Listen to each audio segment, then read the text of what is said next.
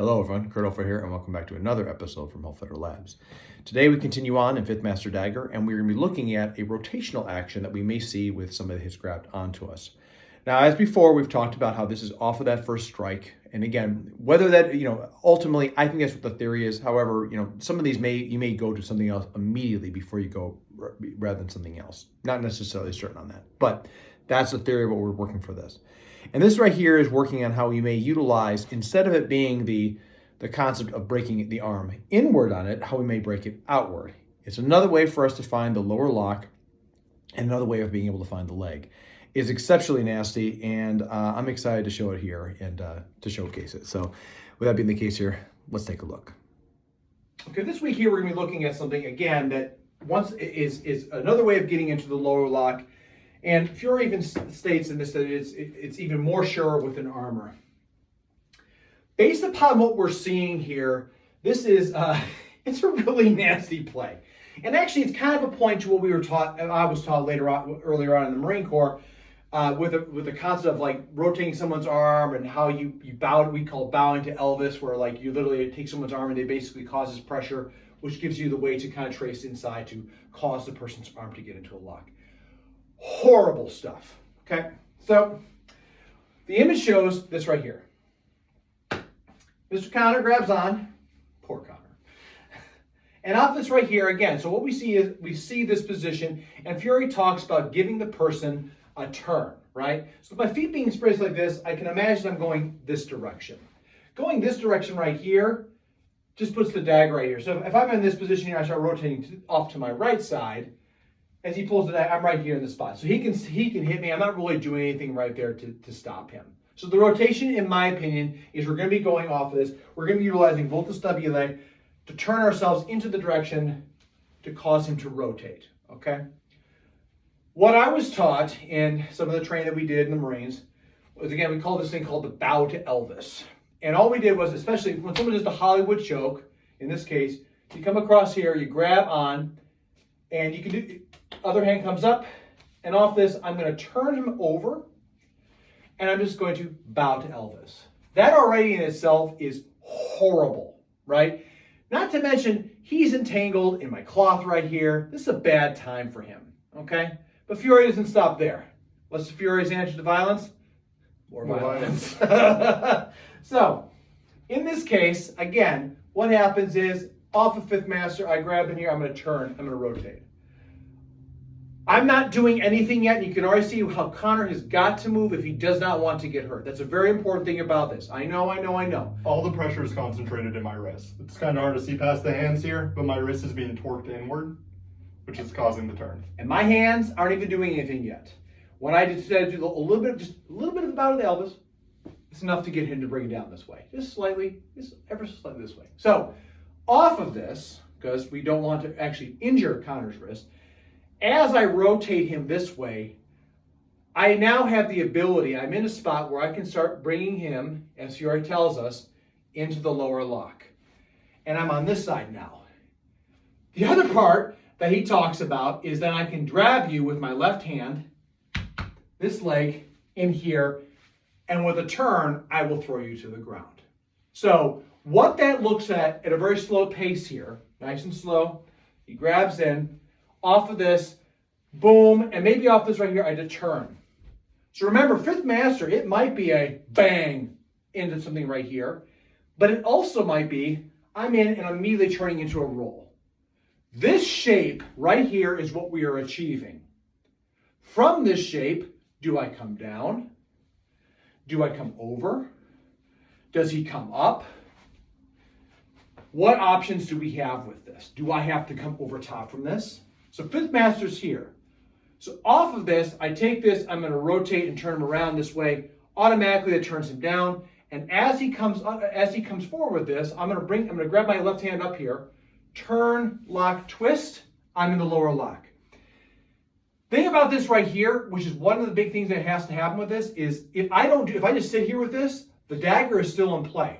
So he can stab me in the groin. I might be able to cause things on him like this right here, but a desperate person is going to do horrible things. So what's Fury tell us to do? Seize the leg, and then we have the throw. all sorts of things, right? If I can't lift this guy, I could drop the knee on this right here. There's all sorts of things here, but ultimately I want him to go up and over in a direction that destroys all this chain. Very fast, very lethal, very dangerous. Again, horrific. As he grabs in here, boom, shot, I pop over. Off of this, I'm going to keep my hand right here. This left hand here is going to assist my right hand. If he doesn't want to break his fingers, he's going to let go of this portion, which is, again, if he doesn't, then let's break more of him. I shoot him behind him, grab. Okay, one more time. We're going to switch sides here. Again, he grabs in. Here, I grab, pop up and over. I maintain his wrist right here with this hand. I want to twist him over. From this, push up the elbow. Right here, bring down the arm across into that lower lock. And I'm right here, and I grab the leg. If I need him to go lower, I just start torquing him downward with this, which gives me access here to that spot where I can cause him to do all sorts of things. Horrific for the shoulder, okay? So, that right there is a really, really bad day for the person that's doing this. And if the person is in armor, armor is great, but at the same time, it limits us immensely. So by me doing that to him, there is a really, really, really good chance that I cause significant pain to his person. And if I cause pain to his person, he's not going to be able to move with that stuff, especially with the weight going in different directions. So big part about that. Other thing too about the gauntlets, with his arm being on right here, if this is the spot, think of those the big hour-shaped gauntlets, right? I got space here to work. That's metal here locking in his wrist. I don't care about this person's humanity, his wrist, or anything anymore. And as I shove this up and over, his wrist is probably breaking, which is just going to add to everything else that I want to do right here. And then we go into that. So armor itself is even exacerbates this tenfold because of what you have on there and how it mechanically limits us. So with that being the case, that's going to conclude what we have here in regards to this play. Again, if you are practicing this, there's no reason to throw this person. There is absolutely no reason to throw this person. And at the same time too, like I said, this is not a modern-day self-defense course. I'm especially doing it for this one here because this is especially nasty. Especially nasty. If you're going to experience this and observe it for what it is, take it really slow, okay? Don't throw the person. Just see how this goes as far as you're going down that way. And that concludes what we got for this presentation. So you can see with the video that this is this is really nasty. And like I said, I talked a little bit about the Marine Corps isms that we had here, the concept of bowing to Elvis, which allows us to lock the arm downward, which puts pressure in the elbow, shoulder, wrist all at the same time. But that also gives access to the elbow where I can now manipulate it over, and that puts us into that throw position that lower lock position, which allows us to access to the throw. Again, one of the big things about Fiore that I think is really incredibly nasty, and again, we took some footage off the camera here, and you might see that play here in a second. Essentially, this is a play that I believe is meant to be very flow as fast as possible. So off of this right here, I'm not sitting there tweaking on this. I'm not just holding him right here. It may be at this point right here that I push in immediately, because by doing that, by him holding on right here and turning, it already creates that lower lock. Experiencing this at a faster speed, and we were using just the fist on because it's a really great way to lock up someone's wrist and make this really bad. It's really nasty because the thing is, if you just flip, roll, and turn through it, this is a really great way to put someone on the ground. It's incredibly fast, and we haven't tried with armor yet, but I'm willing to bet, again, this is something right here that is very applicable, possible for those practices. And I can imagine how armor itself would actually be very limiting, because now you're talking about how your gear, your equipment doesn't necessarily give you all the full range of motion. It doesn't mean that you don't have all range of motion, but it just means that you may not have the full range. Depending on weight, size, everything, these are all huge factors. A big part about this right here that I thought was incredibly vicious is that, again, once it allows us to, off that first strike. So remember, if I bend the elbow in, we're creating that ligadura position. But this right here also is now pushing the elbow up and over. Much like what we see in the very beginning positions of Appazzari, we come to this in many ways where I can move over and I get that tutto volta of the foot, which allows us to break the elbow. In this case right here, instead of coming up and over to break the shoulder, I'm too far back, so I have to come up and over and then work into the shoulder.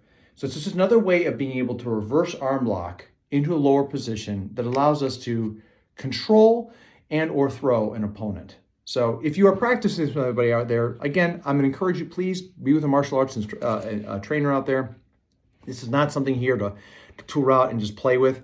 It's a very nasty position. If you are doing this, please take it slow.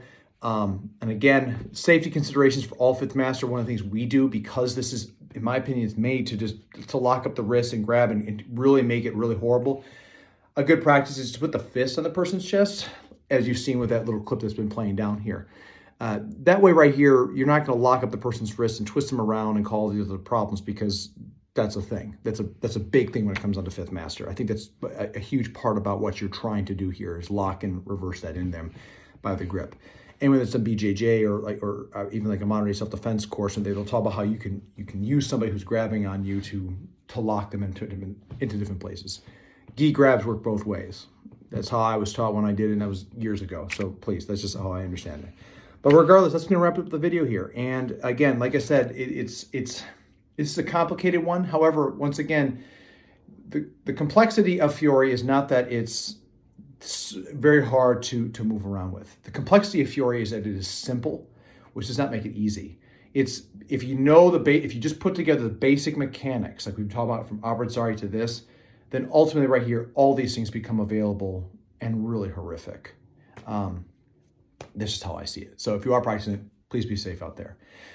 To my dear viewers, thank you so much for tuning in. As always, I appreciate your support out there. I appreciate the comments, and I appreciate people leaving lines in there, questions, thoughts, theories, observations. It just helps me be able to build this out even further into what I wanted to do. Please keep them coming. I really appreciate that. If I don't respond, I'm not perfect. I do the best I can to make sure that I get everyone out there, but I will always do my best to get back to you. If you're new to the channel, please consider liking and subscribing, sharing with a friend. We're trying to build this, and it is not possible without viewers like you and the ones that have been here dedicated to watching this. So I appreciate you coming around here as well. Please leave a comment. Let me know what your experiences, your observations, and your thoughts. Would love to have it. And with that being the case here, everybody, as always, please stay safe out there, train well, and fight on. I'll see you all soon.